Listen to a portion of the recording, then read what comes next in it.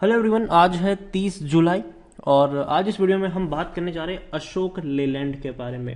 देखिए, आज के दिन में अशोक लेलैंड के शेयर में एकदम से 10% की तेज़ी हमें देखने को मिली, लेकिन बाद में धीरे धीरे शेयर में थोड़ी सी गिरावट आई, लेकिन 6% की तेज़ी फिर भी आज हमें अशोक लेलैंड के शेयर में देखने को मिली है। इस तेज़ी की वजह क्या है और क्या ये तेज़ी और बड़ी हो सकती है कि नहीं, उसके बारे में इस वीडियो में हम डिस्कस करेंगे। लेकिन उससे पहले अगर आपने अभी तक चैनल को सब्सक्राइब नहीं किया है तो प्लीज़ अभी इसे सब्सक्राइब कर लीजिए, क्योंकि आगे भी बहुत सारे वीडियोज हैं जो आपको काफ़ी ज़्यादा हेल्प करेंगे। तो चलिए शुरू करते हैं। तो अशोक लेलैंड 132 रुपये का शेयर है ये, और पिछले एक महीने में अगर हम देखें तो 8.5% का ग्रोथ है। एक्चुअल में एक अच्छी खासी तेज़ी ये शेयर में दिखाई थी, 128 के करीब पहुंचा, लेकिन उसके बाद लगातार ये टूट रहा था, 121 के आसपास पहुंचा, लेकिन पिछले 2 दिनों में ये शेयर ने बहुत बड़ी छलांग लगाई है। पिछले एक साल में अगर हम देखें तो 170% का ग्रोथ है। 48 रुपीज़ का शेयर था, आप देख सकते हैं, एक बड़ी रफ्तार पकड़ी, 135 136 तक पहुंचा, ठीक है, वापस टूट गया, वापस पहुंचा ये 131 132 के करीब, वापस टूट गया, ये वापस पहुंचा, वापस टूट गया।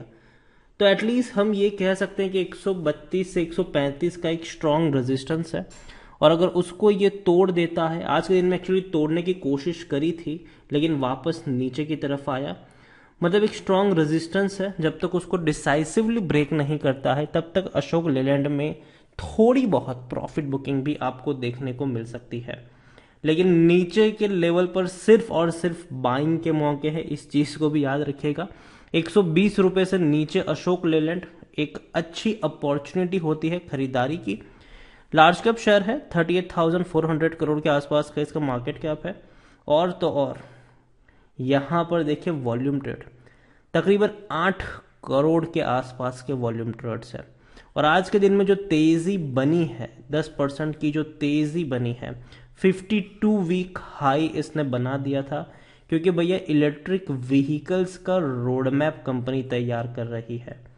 कंपनी इलेक्ट्रिक व्हीकल्स का रोड मैप तैयार कर रही है, और यही वजह थी कि कंपनी की आज मीटिंग भी हुई थी और उसमें काफ़ी कुछ डिस्कस हुआ, और यही वजह थी कि शेयर में आपको इतनी बड़ी तेज़ी देखने को मिली।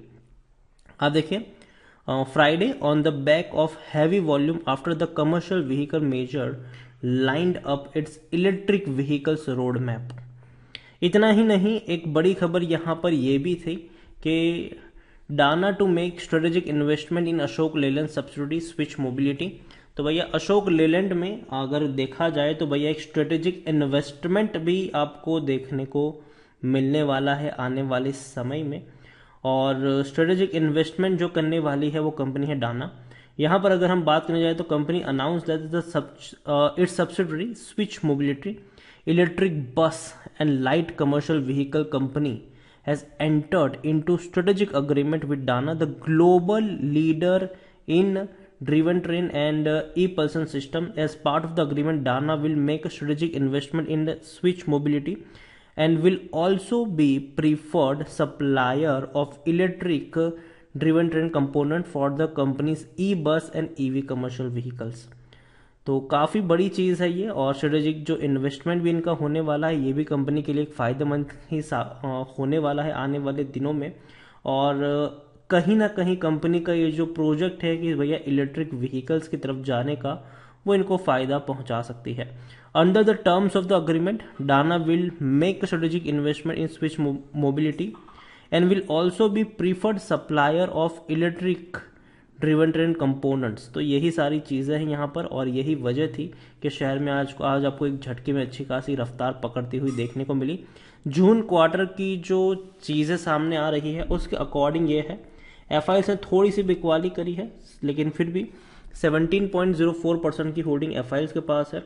म्यूचुअल फंड ने खरीदारी करी है, 11.27% की होल्डिंग है उनके पास। इंश्योरेंस कंपनी ने हल्की सी बिकवाली करी है, 3.87% की होल्डिंग है उनके पास। और प्रमोटर है हिंदुजा ऑटोमोटिव, ये सबसे बड़े प्रमोटर है यहाँ पर, उसके बारे में भी हम यहाँ पर बात करेंगे। तो हिंदुजा के पास अगर हम देखें, प्रमोटर के पास देखा जाए तो 51% की होल्डिंग है, प्रमोटर की पिछले साल 10% की होल्डिंग गिरवी थी और पिछले क्वार्टर में 17% की होल्डिंग गिरवी थी और अभी प्रमोटर की 14% की होल्डिंग गिरवी है। मतलब प्रमोटर ने पिछले क्वार्टर के मुकाबले गिरवी रखे हुए शेयर तुझे उसको छुड़ाया है, तो ये एक अच्छी बात है। यहाँ पर 60% का डिविडेंड पे कर रहा है, मतलब पर शेयर आपको 60 पैसा डिविडेंड के तौर पर यहाँ पर मिल रहे हैं। अशोक लेलैंड की टेक्निकल रेटिंग शानदार है, तेजी के संकेत यहाँ पर बने हुए हैं। According to Moneycontrol user 80% लोग खरीदने की सलाह दे रहे हैं, 19% लोग बेचने की बात कर रहे हैं और 1% लोग यहाँ पर होल्ड करने की नसीहत दे रहे हैं।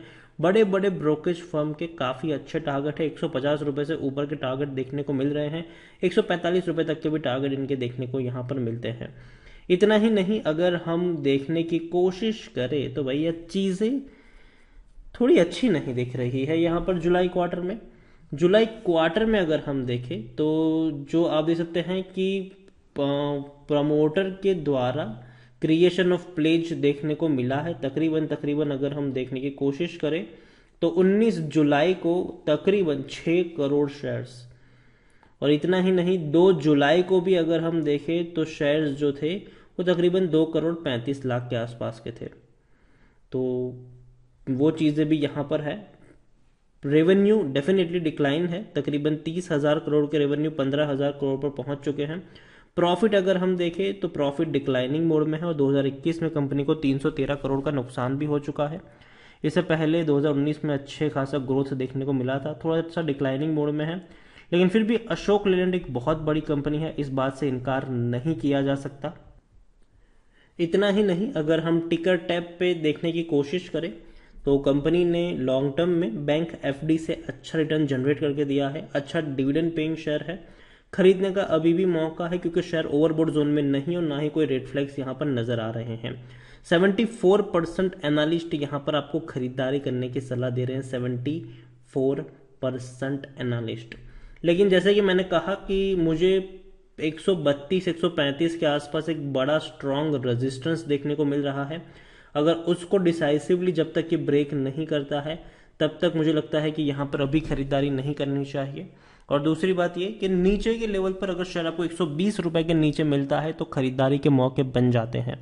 तो मेरे हिसाब से वेट करना सही रहेगा, वेट करिए, जल्दबाजी मत करिए खरीदारी करने में यहाँ पर।